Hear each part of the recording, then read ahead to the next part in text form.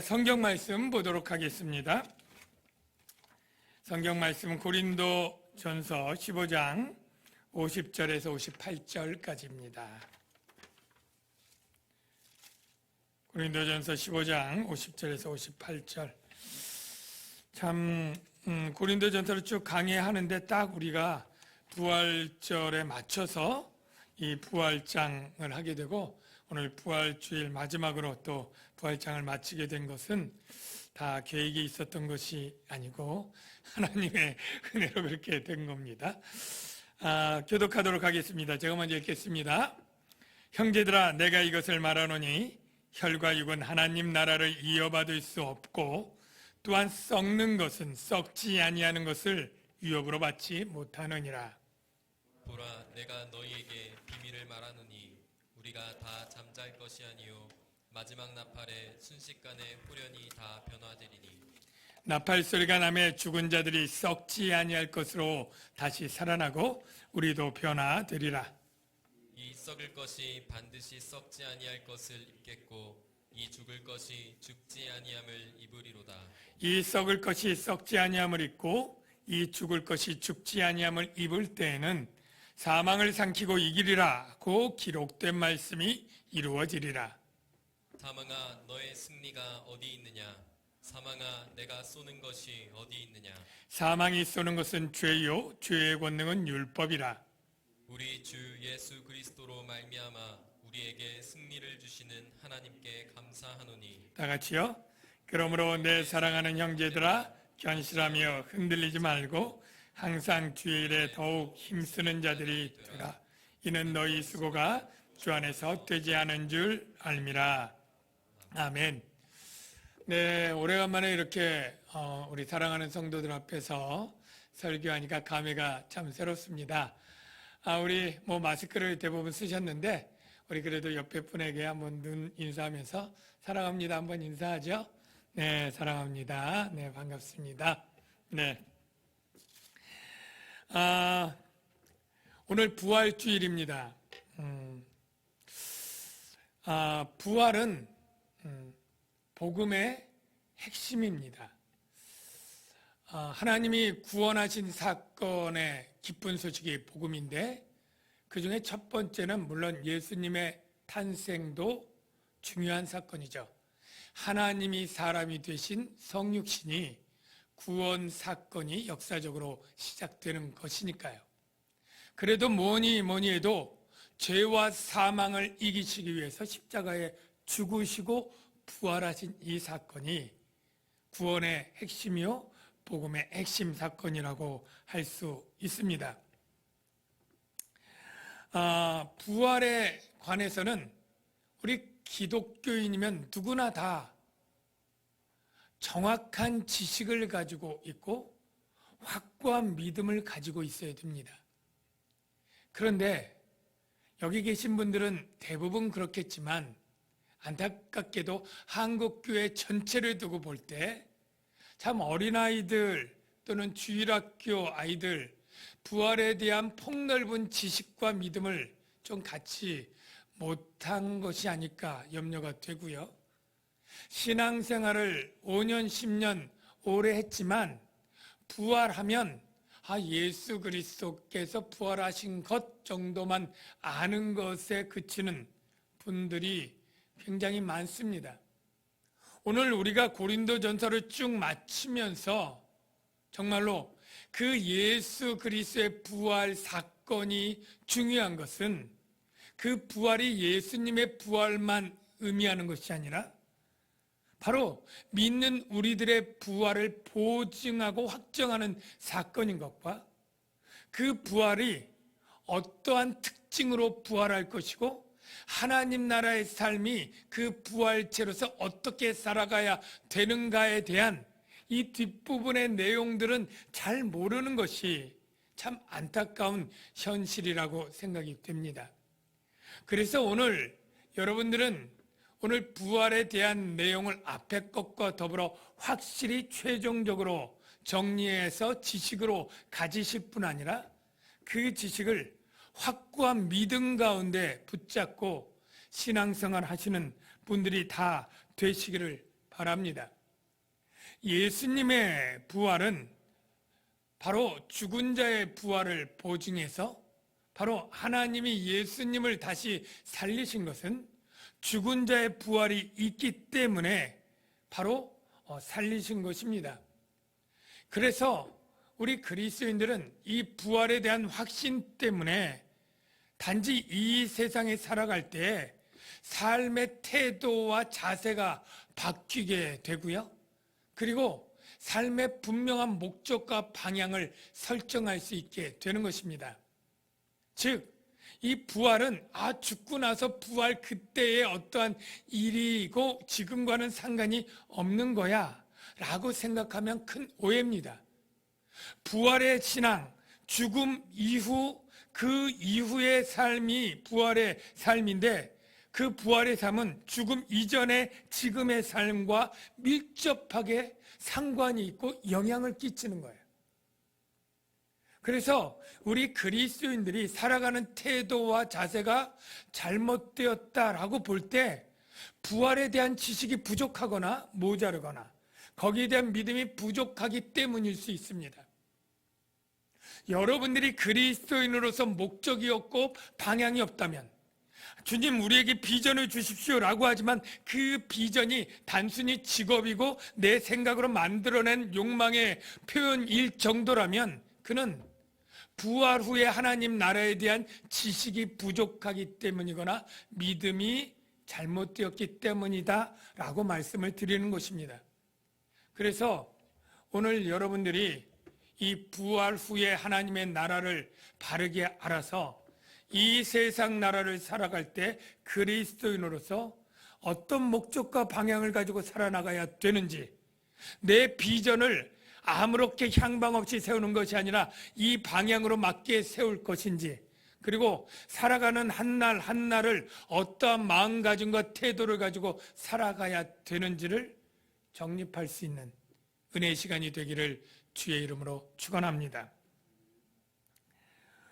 고린도 교회는 안타깝게도 부활에 대한 신앙이 잘못되었고 미진되었습니다. 그들은 전에 계속 얘기한 것처럼 영육 이원론에 따라서 영의 부활만을 인정했고 죽어서 썩어진 이 물질로 된 육체의 부활은 부정했습니다. 그런 주장을 계속하면서 예수 믿은 후에도 우리가 성령 받으면 중생한 것이 영의 부활이고 성령 안에서 지금 왕노릇하고 있는데 무슨 몸의 부활이 있느냐라고 몸의 부활을 혐오하고 아주 당혹스럽게 여겼습니다. 근데 그것은 무슨 문제를 야기시키느냐 하면 그리스도인의 삶의 태도와 자세를 아예 망가뜨리는 거예요. 어떻게 망가뜨리느냐 하면은 그 당시 헬라 철학에 쾌락주의가 있잖아요. 이 쾌락주의는 바로 물질을 저급하게 여기고 영은 고상하게 분류하니까 육체로는 아무런 죄를 짓고 성적으로 타락해도 이 영에는 아무 상관이 없어. 그러니까 육체를 마음껏 죄에 내동댕이 쳐도 괜찮아 라고 하면서 방탕하고 쾌락적이고 향락적인 삶을 살아가는 풍조가 있었습니다. 그런데 육체의 부활이 없다고 하는 주장은 바로 그리스도인들이 정말로 이 풍조에 따라갈 위험을 훨씬 더 배가시키고 그렇게 만드는 것이죠. 왜냐? 내가 많은 핍박과 박해를 받으면서 믿음을 지키고 수고하며 교회를 위해서 일하고 복음을 전하면서 일하는데 육체의 부활이 없고 이 세상의 끝이래. 그러면 그리스도인이 가장 불쌍한 자요, 그렇게 육체의 부활도 없다면 지금 이렇게 수고하고 고생하고 죽을 고비를 넘기는 게 무슨 소용이냐, 이런 생각을 가지는 게 당연하지 않겠습니까? 그래서 나온 말이 고린도전서 15장 32절에 사도 바울이 이미 예를 들듯이 내가 사람의 말로 표현하건대 내가 이렇게 에베소에서 맹수와 더불어 싸웠어도 내게 무슨 유익이 있으리요? 죽은 자가 다시 살아나지 못한다면 내일 죽을 터이니 먹고 마시자, 이렇게 쾌락주의적인 슬로건을 내면서 살게 될 위험이 많은 것이죠. 그래서 사도 바울은 죽은 자의 부활이 반드시 있다라는 것을 고린도 교인들에게 확신시켜 주어야 되었는데요. 그 확신의 근거가 바로 예수 그리스도의 부활이었습니다. 예수 그리스도의 부활은 누구도 부인할 수 없습니다. 왜? 수많은 증인들이 살아있기 때문에. 그러니까 예수 그리스도의 부활이 확실하다는 것을 근거로 해서 죽은 자의 부활도 확실하다. 왜? 죽은 자의 부활이 없다면 하나님이 그리스도를 다시 살리시지 아니하였으리라 라는 말로 하나님이 그리스도를 다시 살린 것은 죽은 자의 부활이 있기 때문이다 라고 논증을 하고, 그 다음에 죽은 자의 부활의 특징을 이야기를 해 주었습니다. 죽은 자의 부활의 특징은 이 세상의 우리의 몸과는 다른데, 크게 어떻게 다르냐면 이 세상의 자연적인 몸을 육의 몸이라고 표현되어 있지만 이것은 육의 몸이 아니라 그냥 이 세상 일반적인 우리 몸이에요. 우리 이 세상에 사는 몸이 다 육의 몸이에요. 그냥 정신과 혼에 의해서 움직여지고 살아가는 몸이에요. 그러나 이 몸이 죽으면 영에 의한 몸, 이 영은 성령이에요.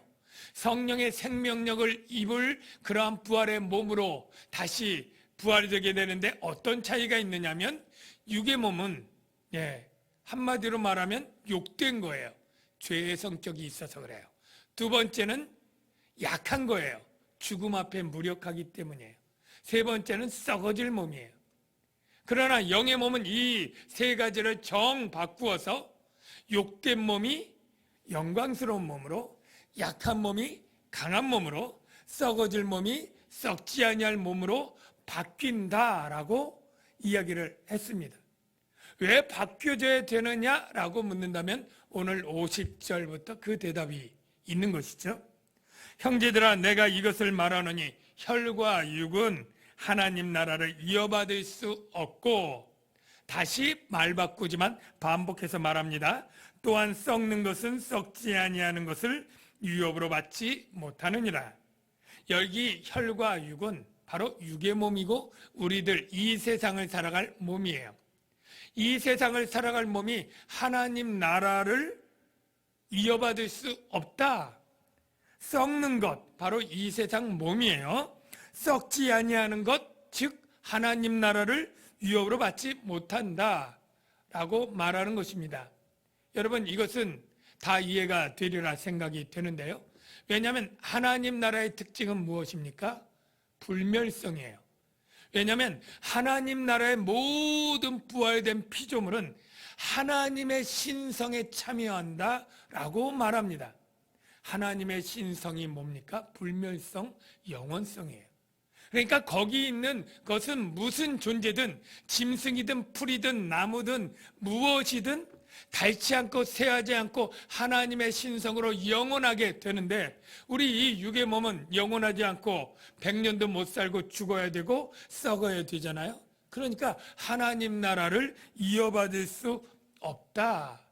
즉 하나님 나라는 썩지 아니하는 몸으로만 들어가게 된다라고 말하고 있습니다. 그럴 때 여기까지 들으면 생각나게 되는 궁금한 질문이 있죠. 아니, 죽은 사람이 부활할 때 그렇게 된다는 건 이해하겠는데요, 살아있는 사람, 예수님이 재림할 그 순간에 어쨌건 살아있는 사람들이 있을 거 아닙니까? 그 순간에 그런 사람들은 어떻게 되나요? 라고 하는 질문이 자연스럽게 생기겠죠? 거기에 대한 대답이 51절과 52절에 있습니다. 같이 한번 눈으로 보시며 읽어보겠습니다. 보라, 내가 너희에게 비밀을 말하노니 우리가 다 잠잘 것이 아니요, 다 죽을 것이 아니요, 마지막 나팔의 순식간에 호련히 다 변화되리니, 마지막 나팔은 주님이 재림하는 재림 나팔이요, 그때 어떤 일이 일어나느냐? 살아있는 사람이 순식간, 눈 깜짝할 사이란 뜻이죠. 호련히 다라는 것은 전부 다입니다. 어떤 차별도 없어요. 예수 안에 붙은 사람은 신앙이 성숙했던 미성숙했던 죄를 많이 지었던 덜 지었던 사회적 신분이 높던 낮던 똑똑하던 안 그렇던 모두가 100%다 순식간에 변화합니다. 이 순식간은 몇 초쯤 될까요? 제가 계산해 보니까 오늘날 세계에서 시간을 쪼개가지고 세계 기록 낼 때 100분의 1초, 0.01초, 100m 세계 신기록 9.58, 그 이상은 안 따져요. 바로 이 헬라어로 쪼갤 수 없는 시간, 그 시간 안에 변화된다. 오늘날로 보면 0.01초 정도의 차이를 두고 한다는 건데 사실은 동시인 것이죠. 그래서 죽은 자들이, 이 52절을 보십시오. 나팔 소리가 나매 죽은 자들, 이미 아담 이후부터 죽었던 수많은 자들 중에 예수 안에 있는 자들이 썩지 아니할 몸으로 부활하고, 그 다음에 우리도, 살아있는 우리도 마치 원더우먼 한 바퀴 돌면, 근데 순식간에 못 돌기 때문에 좀 비유가 적절치 않은 것 같습니다만, 순식간에 돈다면 그렇게 순간적으로 우리가 부활할 몸으로 바뀌게 되는 거예요. 그래서 이 썩을 것이 썩지 아니함을 잊겠고, 다시 강조해서 표현하는 것일 뿐입니다. 죽을 것이 죽지 아니함을 입으리로다. 새롭게 살아있는 자의 변형을 얘기합니다. 그런데 그 다음에 주목할 것이 이때가 어떤 때냐라고 하면, 구약 성경이 그토록 갈망하고 예언하던 그때가 도래했다, 그때가 완성되었다 라고 말하는 건데요. 어떤 때입니까? 바로 사망을 완전 정복하는 때가 바로 그 부활의 때다라고 말하는 것입니다. 여러분 54절과 55절을 보십시오. 이 썩을 것이 썩지 아니함을 입고 이 죽을 것이 죽지 아니함을 입을 때는 죽은 자들이 부활하고 살아있는 자도 변형될 그때가 어떤 때냐? 사망을 삼키고 이기리라고 기록된 말씀이 이루어지리라. 이게 바로 이사야에 있는 말씀이고요. 말씀을 먼저 확인해 보겠습니다. 이사야의 말씀, 이사야 25장 8절에 이런 말씀이 있습니다. 사망을 영원히 멸하실 것이라 주 여호와께서, 그 뒷얘기는 넘어가고요. 주 여호와께서 구원할 마지막 날을 이사야가 주전 700년 전에 일어나는데, 마지막 구원 때는 사망이라고 하는 게 영원히 없어질 겁니다 라고 예언한 그 예언의 성취가 언제 된다고요? 예수 그리스도가 죽음에서 부활할 때가 아니요, 그건 시작입니다. 그건 D-Day예요. V-Day 완전한 승리는 바로 예수 그리스도의 부활을 뒤따라 모든 믿는 사람 전부 다 예외 없이 완전히 부활하는, 수억이 될지 수십억 명이 될지 모르지만 하나님의 백성 모두가 단번에 완전히 부활하는 완전 부활의 그날이 사막 완전 정복의 날이 될 것이다 라고 말하는 거예요. 그러면서 그 다음에 호세아 선지자의 말을 인용합니다. 호세아 선지자는 55절인데요. 먼저 호세아 선지자의 말을 보겠습니다. 내가 그들을 스올의 권세, 스올은 지옥처럼 그냥 쉽게 여기면 똑같은 개념은 아니지만 그들이 그렇게 음부, 하데스 그런 개념인데요. 겟나? 내가 그들을 스올의 권세에서 속량하며 사망에서 구원하리니, 이 뒷부분을 인용합니다. 사망아 내 재앙이 어디 있느냐, 스올아 내 멸망이 어디 있느냐를 조금 어휘를 바꿔서 사망아 너의 승리가 어디 있느냐, 사망아 내가 쏘는 것이 어디 있느냐, 사망의 승리가 없다고, 사망은 패퇴했다고 조롱조로 이것을 사도 바울이 말하는 것입니다.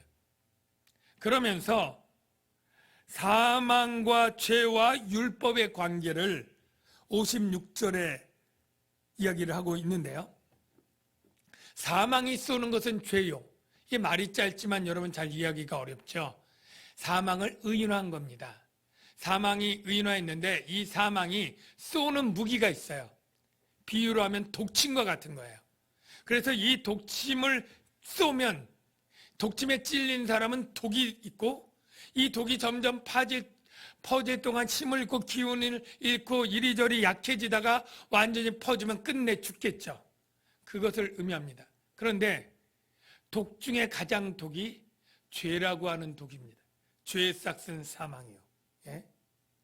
바로 문제는 이 사망이 독을 쏜 게 일부의 사람만 찔른 게 아니라 전 인류가 이 죄의 독에 쓰여지고 전 인류가 사망을 당할 수밖에 없는 끔찍하고 비참한 결과가 역사에 진행된다는 거예요. 그것을 로마서 5장 12절 이하에 말하고 있는 것이죠. 한 사람으로 말미암아 아담이죠. 죄가 세상에 들어오고 죄로 말미암아 사망이 들어왔는데 한두 사람에게 들어간 게 아니라 이와 같이 모든 사람이 죄를 지었으므로 사망이 모든 사람에게 이르느니라. 모든 사람이 사망하고 그리고 사망이 아담의 범죄와 같은 죄를 짓지 않은 모든 인류 자연인에게도 사망이 왕노릇하고 종처럼 끌고 다니다 결국 죽이는 그런 끔찍한 일이 생기게 되었다는 거예요. 죄와 사망의 관계는 우리가 알았는데 그러면 죄는 어떻게 생기는 거냐라고 할 때 그것은 율법이 있습니다. 율법.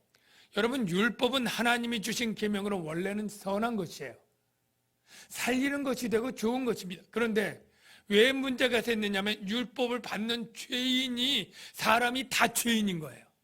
온통 부패하고 썩은 거예요. 그러니까 그 율법이 바로 사람을 정죄하고 죽이는 것이 되었는데 그 율법의 특징이 세 가지가 있습니다. 바로 죄를 죄되게 하는 것, 두 번째 죄를 더 짓게 하는 것, 세 번째 그 죄를 심판하는 거예요. 이 세 가지에 해당되는 말씀 세 가지를 설명을 할게요.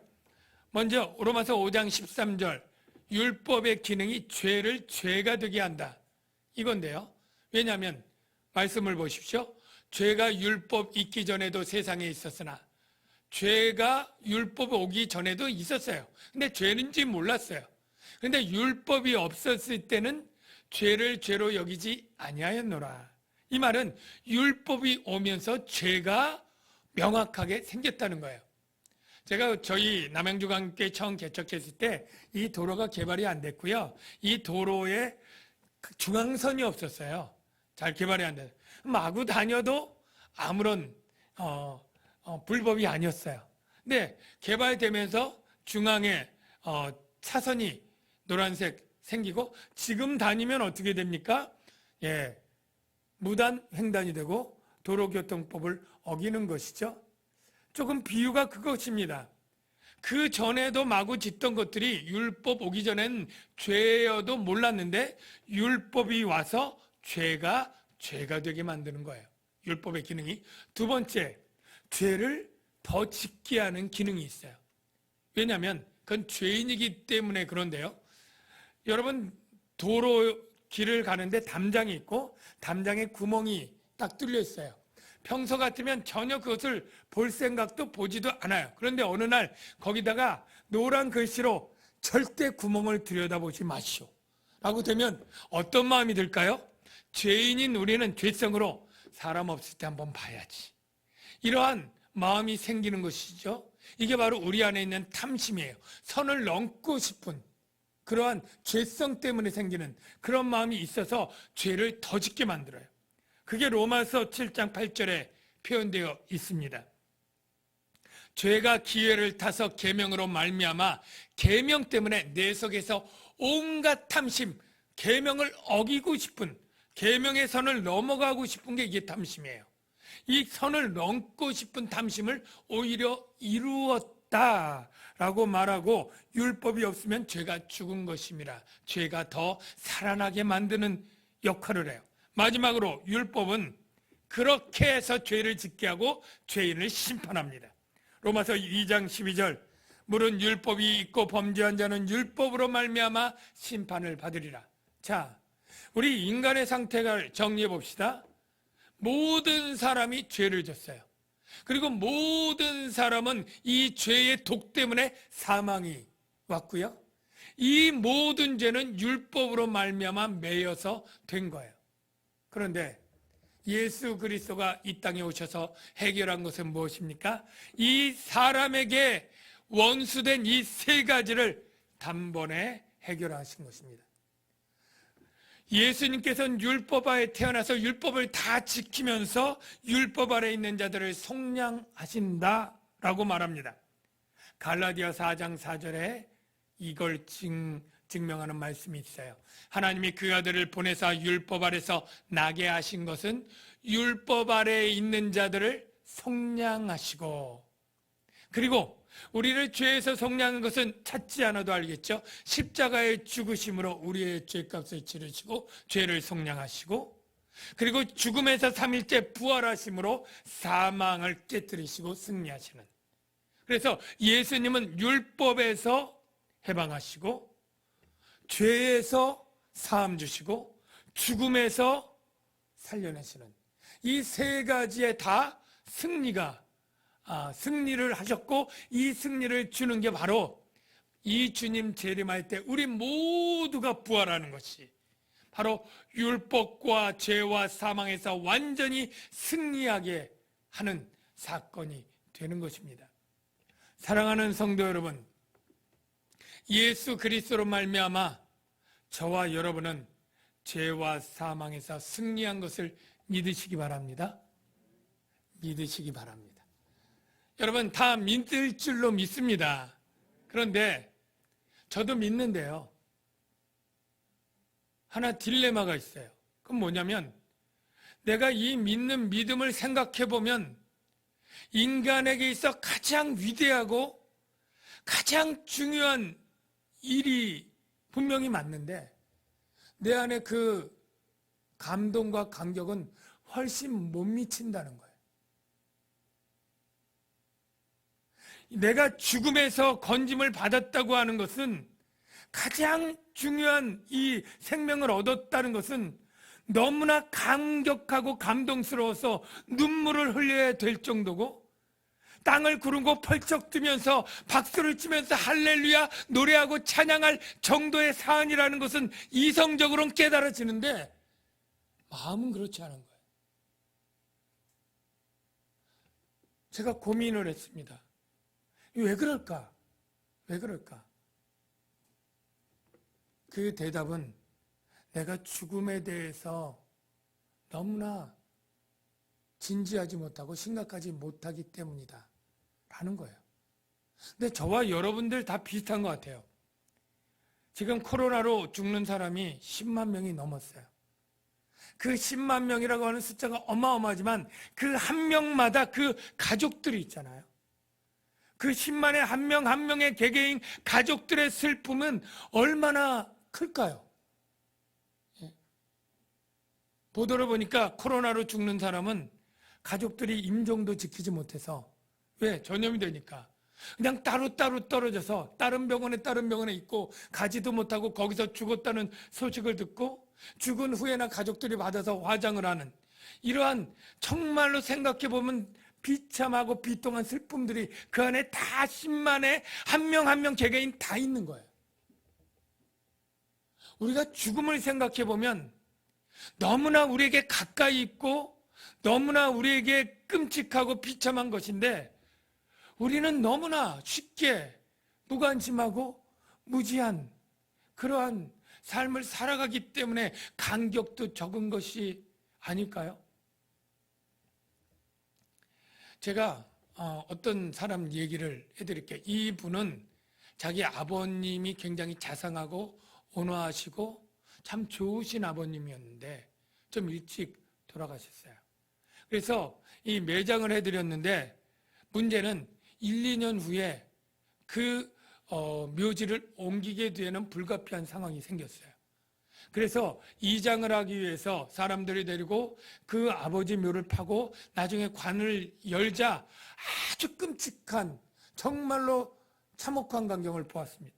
그 사랑하는 아버지의 모습은 온데간데였고, 반쯤 썩어진 그러한 이 해골과 이 뼈 속에 나뭇가지들이 썩은 관을 뚫고 그 아버지의 몸을 뚫고 있었고, 거기에 조그만 수많은 벌레들이 기어다니고 우물어오는 것을 보고 너무나 그것이 비참하고 참담하게 느껴지는 거예요. 예. 바로 죽음이 이런 것입니다.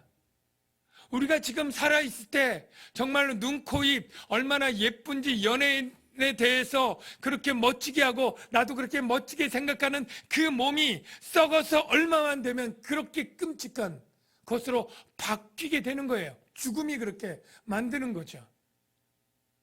우리가 이 세상에 존경받는 굉장히 뛰어나고 지혜롭고 정말로 석학인 사람도 죽어서 하루 이틀이면 그 석학의 지혜가 되었던 뇌가 다 썩어서 없어지는 거예요. 세상에 수많은 권세와 돈을 가지고 온통 금으로 치장을 하고 다이아몬드 수캐럿짜리를 목에 치러도 죽음 후에 몇 시간이면 싸늘한 시체 가운데 부패가 일어나는 그러한 실존이 바로 우리인 것이에요. 그것이 사랑하는 배우자에게 일어날 거예요. 그것이 때로는 사랑하는 내 자녀에게 일어날 수 있고 예의 없이 나에게 일어날 일인 거예요. 가장 비참하고 끔찍해서 인상을 찌푸리게 될 그 시체에 썩어지는 그 모습들이 우리에게 있다면 이 사망이 얼마나 끔찍하고 비참한지 깨달아지지 않습니까? 바로 주님의 승리가 그 썩어지는 부패와 이 처참함에서 우리를 건져내시려고 승리하신 것입니다. 그러므로 우리가 정말로 썩지 않을 그런 영원한 몸을 가지고 하나님 나라에 살아간다고 하는 이 풍성한 부활에 대한 지식과 이 지식을 흔들리지 않는 믿음이 있다면 이 세상 살아가는데 먼저 무엇을 바꾸느냐? 우리의 마음과 태도를 바꿀 거예요. 어떻게 바꿔요? 항상 기뻐하고 범사에 감사하는 삶. 여러분 항상 기뻐하라, 범사에 감사하라 말씀드릴 때 어떤 마음 느끼셨어요? 저는요, 이거 과연 될까? 항상 기뻐할 수 있을까? 말은 그렇지만 안 되겠지. 범사에 감사할 수 있을까? 슬프고 고통스러운 일에도 내가 감사할 수 있을까?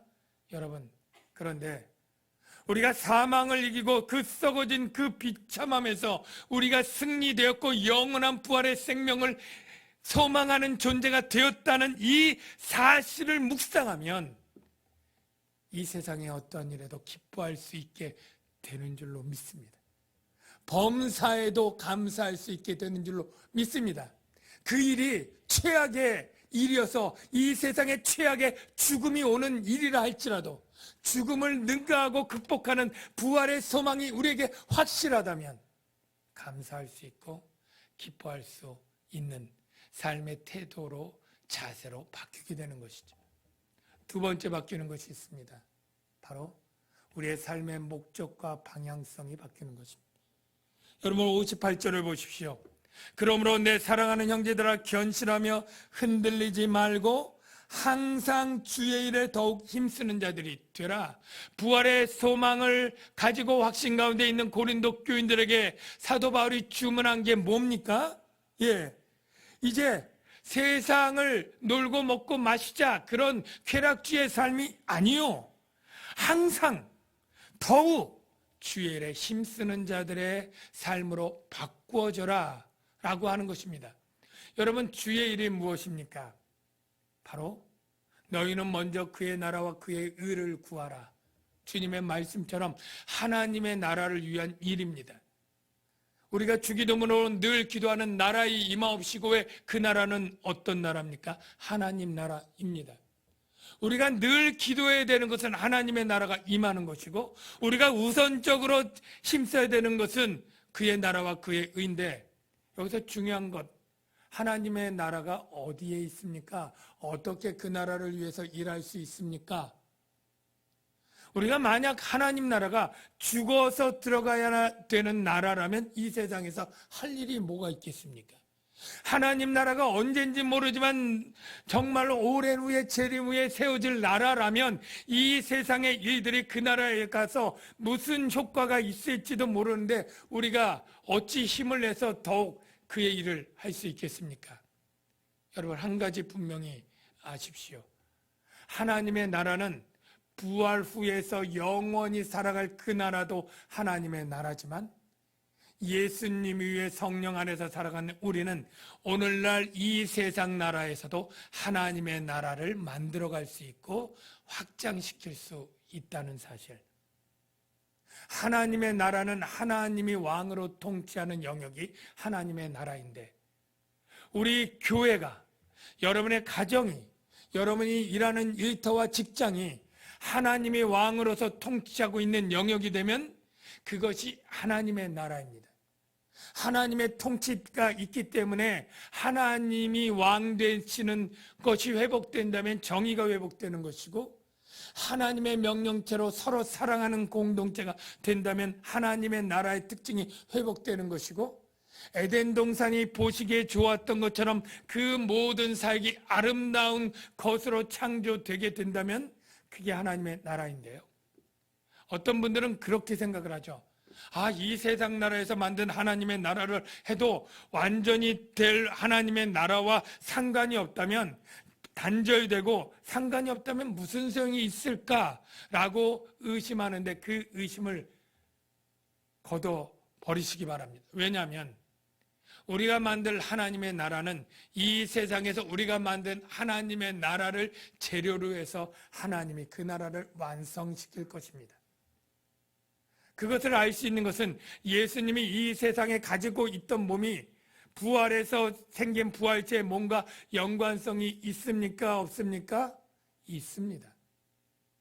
예수님이 전혀 다른 종류의 사람이 된 게 아니라 못자국이 그대로 있었고 옆구리에 창자국이 그대로 있는 이 세상의 상과 연관이 있는 부활한 몸으로 바뀌었다면, 우리가 지금 그의 나라와 그의 의를 구해서 힘써 더욱 항상 일하는 하나님 나라 일이 어떻게인지 모르지만 하나님이 완성할 하나님 나라의 일부분으로 들어갈 것인지 재료로 들어갈 것인지 모르지만 연속성이 있어 그 나라에 소용되게 되기 때문에 결코 너희 수고가 헛되지 않다.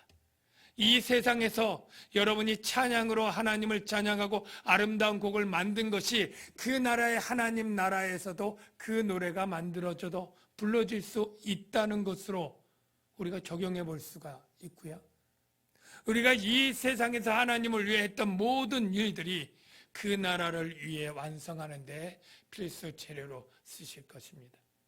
따라서 우리가 부활의 그 확실한 지식들이 더 풍성해지고 이 믿음이 견고해질 때 이 세상을 살아갈 우리의 비전과 방향성이 분명해지고 삶의 자세와 태도가 감사와 감동으로 살아가게 될 텐데, 저와 여러분에게 그 은혜가 있게 되길 주의 이름으로 축원합니다.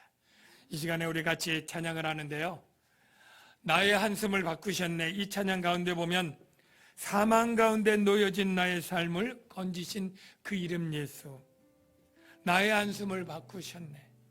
기쁨의 노래로, 감사의 노래로 우리 이 찬양 부활의 소망 가운데 기쁨 가지고 같이 찬양하면 좋겠습니다.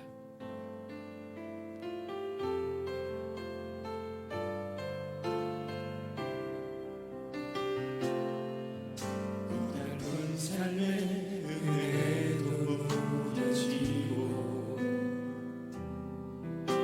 사라질 곳에 내 맘 두네. 헛되고 헛된 것들을 바라보며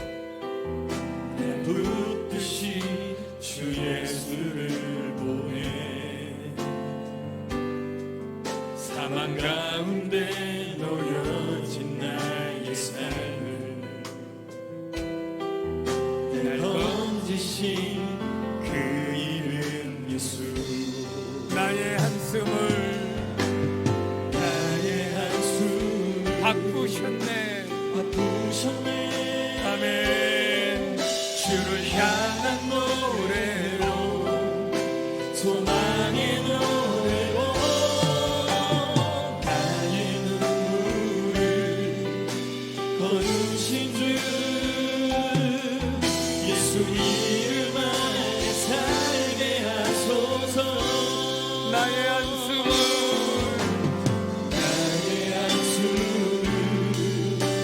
바꾸셨네. 아멘 할렐루야. 부활의 소망의 노래로 나의 눈물을 거두신 주 거두신 주 아멘. 예수 이름만 살게 하소서. 이 시간에 우리의 합심으로 한번 두 가지 제목 놓고 기도하는데요.